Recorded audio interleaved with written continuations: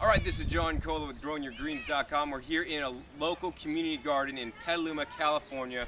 And I have all these, there's 6 trees here on both sides of me, or total, of espalier apples. So what that means, espalier is some fancy French word, means growing the plants, basically horizontally in one plane all the way down. So the branches don't extend further than there's basically this 4x4 post right here.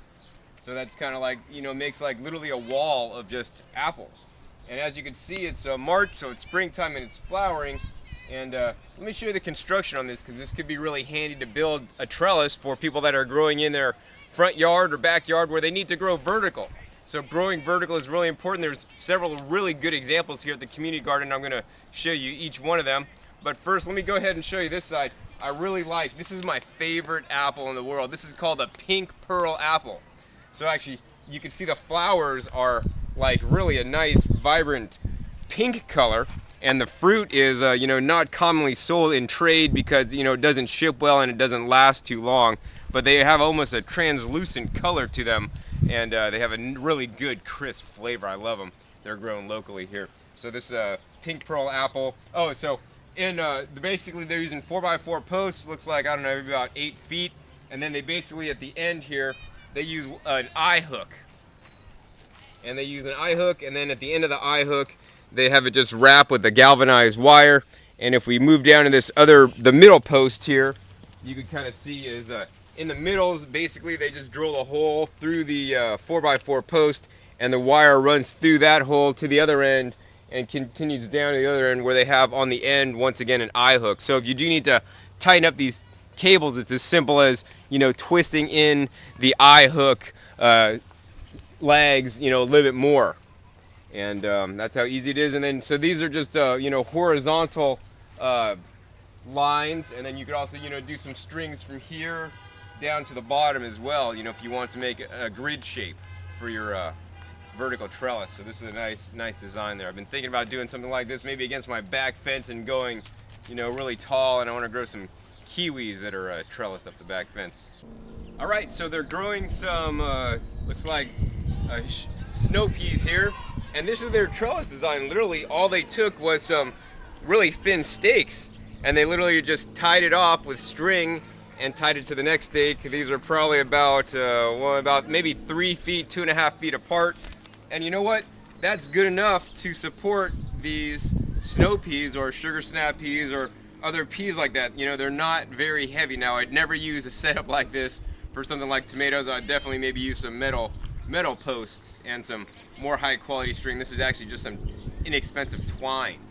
But it's good enough to grow vertically, and it's really important to grow vertically when you have a limited space or growing in a small space to grow vertically. We don't have the space, but some things also do better when they're grown vertically.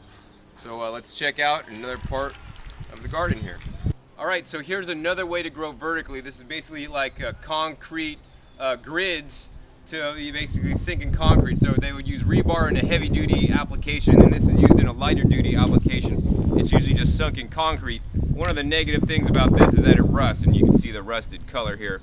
But these are pretty inexpensive. I think they're less than $10 per whole sheet here. And so they have it secured to their wooden raised bed here, looks like with some staples, and then it just comes up. They have it folded so it'll like have some support. If you just did it in a straightaway, it would want to flop over. So let's check out some other supports they have built here in the community garden. Alright, so here's another example of vertical growing. These are about, I don't know, maybe 5 feet tall or so, and once again they're using the concrete grids that you would lay in concrete before you pour it to keep it stable. It's not rebar, but it's a concrete grid. I don't know the exact construction term, but they do rust. But these have a multi-function, so these are actually strong enough to support tomato plants. So you could plant one tomato plant in here. The holes are nice and large, so you could reach in the tomato plant. I guess in the off season here, they're planting I don't know, sugar snap peas or snow peas like that, and this could easily support the weight of the snow peas. Yeah, they're snow peas. So definitely good, but they will rust, so I don't know, maybe paint them or not paint them if you like that nice rusted look. Alright, so how do you grow up a concrete wall? Well, basically they got it really ingenious here. looks like they ran a piece of wire down on the bottom, and then they also, in the top, they basically, looks like they just literally glued on some eye bolts to the fence, and then ran some wire along the top, and they ran up twine up to that wire, and they made a whole trellis here out of literally wire and string, and they're growing these beans up this trellis, and this thing extends for, man, at least 25 feet. It's amazing. So, you could grow vertically. It's really easy. Literally just take some wire and some string and, figuring out how to do it and how to set it up. Here's another great example of a vertical growing setup. Basically, they have these, round stakes they stuck in the ground. They have 3 of them, and they're using basically galvanized fence wire.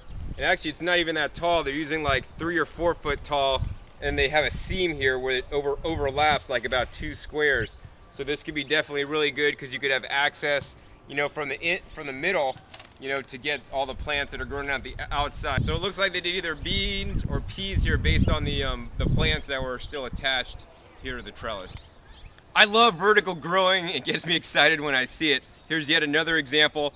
Basically, they have these 2 poles sticking on the end of their long bed. I mean, this bed must be at least 15 feet long, 16 feet long, and they basically drilled a hole in here and then have some wire going through it all the way to the other side.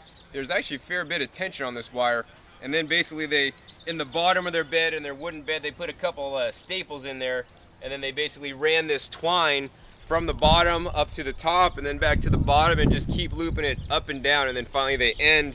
Then they'll start and use a new piece. So, the peas will end up growing up this twine literally, and that'll be enough to support it because, peas don't weigh too much. So I definitely wouldn't do this kind of system with the cucumbers or tomatoes. I'd have something else, or even with melons, I'd maybe even use like I did in my episodes at my home, I did nylon trellis.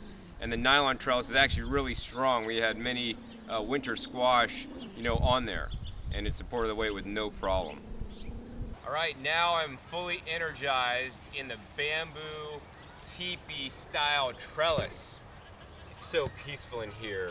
Anyways, this is another excellent way to make a trellis. You literally just have bamboo poles and string up at the top. It's really kind of a cool decorative design. It's fairly sturdy, gonna hold some plants. Now this would probably work for something best like, peas or beans. That's probably the best thing. Some pole beans actually would probably do really good on something like this, since there's not you'd maybe need to do some kind of like string between them to make more segments if you did want to grow something else vertically, like maybe cucumbers or even something like melons. But this is actually a pretty dang firm system here. I could probably almost hang on it, but I'm not because it's not mine. All right, so here's our last example of vertical growing here in the Petaluma Community Garden. This is basically a bamboo trellis, and it's like an accordion. It kind of like folds up, will get smaller or get really wider, depending on how wide and long you want it or how tall you want it. So it's kind of really cool. I'm using these actually to grow grapes against my house, and also I grew using this with my chayote squash against the house as well. So this works fairly well, and you're gonna have to definitely support it with some good fence posts to keep it upright, because it's a little bit flimsy for growing anything more than peas or beans or something like that right now. So we're coming to you from the Petaluma Community Garden in Petaluma, California. I've had a great time here showing you and learning myself on some of the different ways and ways to grow things, because every gardener has new and different ideas, and I'm always interested in seeing what others are doing. So this is John Kohler with GrowingYourGreens.com, and keep on growing.